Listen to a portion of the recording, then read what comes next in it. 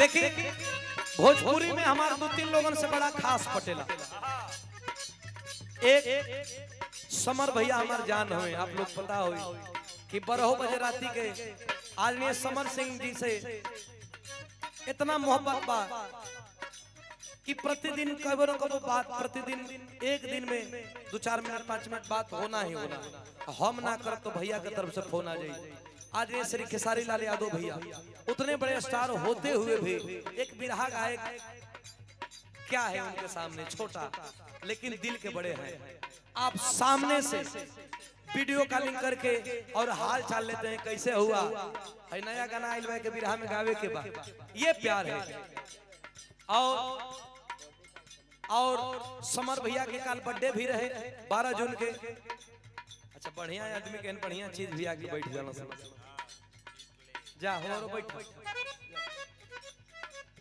ता जन्मदिन के बधाई भी हमने के देले बनी जा।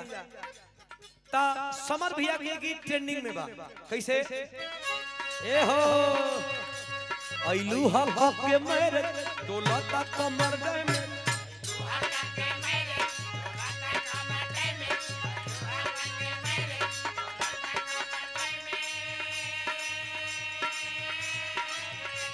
अरे देख के तो हर ब्यूटी हमार ब्रेन हो जाता है।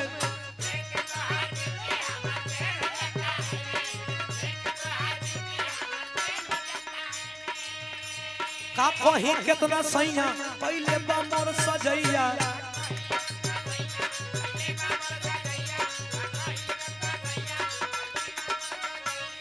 अरे धुन देला देहराते जैसे रजैया,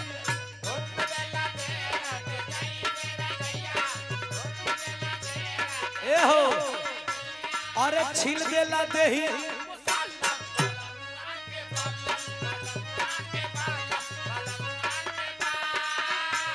अरे हाय बल्लम बलमुआ के बल्लम, अरे हाय बल्लम बलमुआ के बल्लम,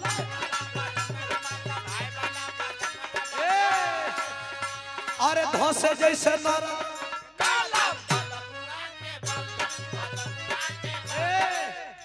अरे गरम रहे खा के,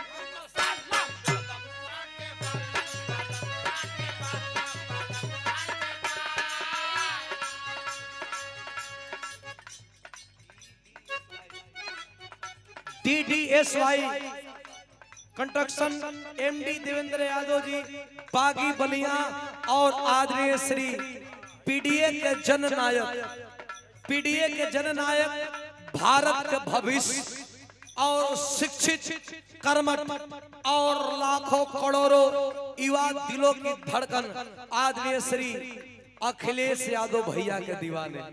एगो हमारे यूपी में गाना बजाता, करब करेजा हम वही दिन शादी बने तो जान सरकार समझवा दी। साइकिल वाला रुक जाओ तो सुन ले बता। हाँ हाँ अच्छा साइकिल वाला जब पैसा आई उस समय गाई। हम यूपी में खातिर ढेर गाना गइले बने। हम धोती कुर्ता पहन के कार्यक्रम वाले बिरहा का 12 दिवसीय दंगल में धोती कुर्ता पहन के पूरा 12-24 गवैया गई रहलन। अखिलेश भैया सबको सम्मान करने के लिए आए थे और सब पैजामा कुर्ता जींस कुर्ता पहन के गए रहना लोग, हम धोती कुर्ता पहन के चल गए। अखिलेश भैया जब हाथ मिलाए तो 2 बार ऊपर नीचे देखना, कहना कि ये धोती तुम खुद से पहने हो? कहना जी सर।